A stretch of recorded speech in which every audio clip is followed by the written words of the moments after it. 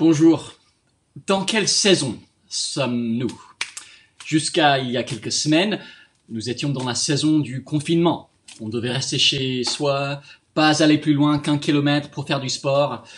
Aujourd'hui, on est dans la saison du déconfinement. On peut sortir, mais on met un masque, peut-être qu'on fait encore du télétravail, etc. On a l'habitude de ce que la saison dans laquelle on est détermine notre manière de vivre. Et la même chose est vraie à bien plus grande échelle. L'humanité tout entière se trouve aujourd'hui dans une saison particulière dans le calendrier de Dieu. Et cela a des conséquences pour tout le monde. Lisez avec moi Luc, chapitre 9, les versets 51 à 56. Lorsqu'approchèrent les jours où il devait être enlevé du monde, Jésus prit la ferme résolution de se rendre à Jérusalem et envoya devant lui des messagers. Ils se mirent en route et entrèrent dans un village de Samaritains, afin de faire des préparatifs pour lui. Mais on ne le reçut pas, parce qu'il se dirigeait vers Jérusalem. À cette vue, les disciples Jacques et Jean dirent « Seigneur, veux-tu que nous disions au feu de descendre du ciel et de les consumer ?» Il se tourna vers eux et les reprit sévèrement. Et ils allèrent dans un autre village. Question. Faites pause maintenant et posez-vous cette question. Pourquoi est-ce que Jésus reprend ses disciples?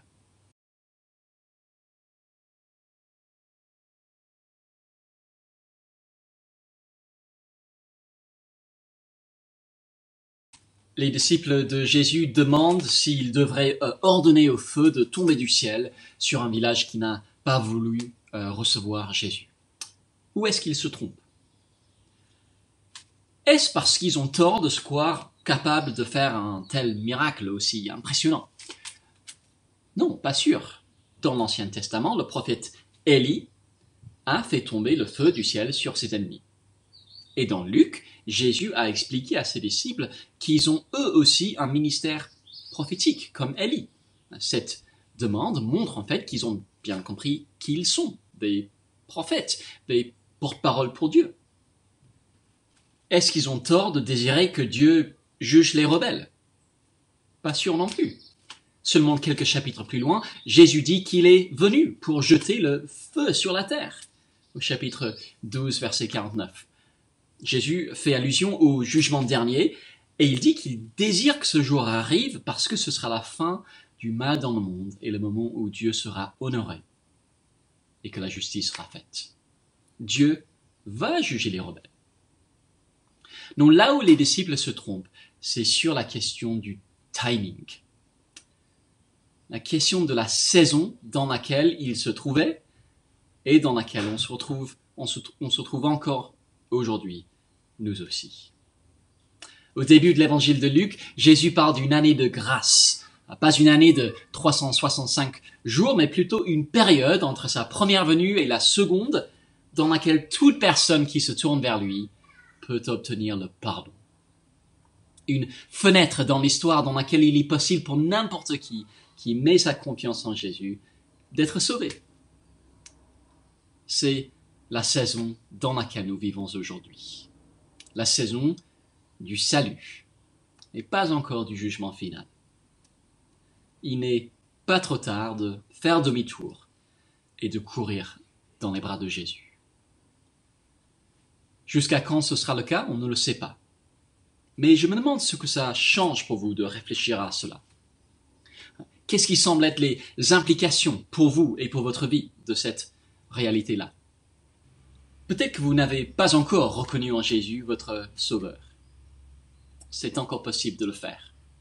Dieu patiente en attendant de faire la justice et de mettre fin au mal dans le monde pour vous laisser le temps de demander le pardon que Jésus offre.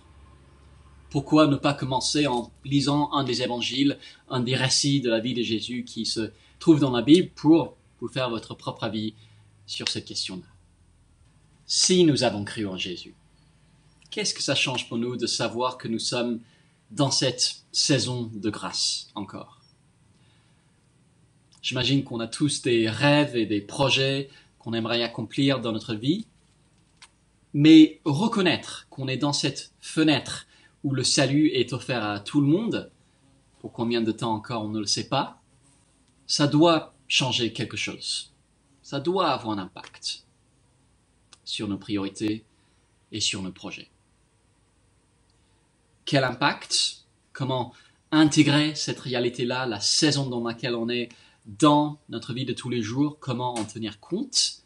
Ce sera différent pour chacun d'entre nous. Mais ça doit changer quelque chose quand même. Et vous? Je vous laisse y réfléchir. Bonne journée à toutes et à tous.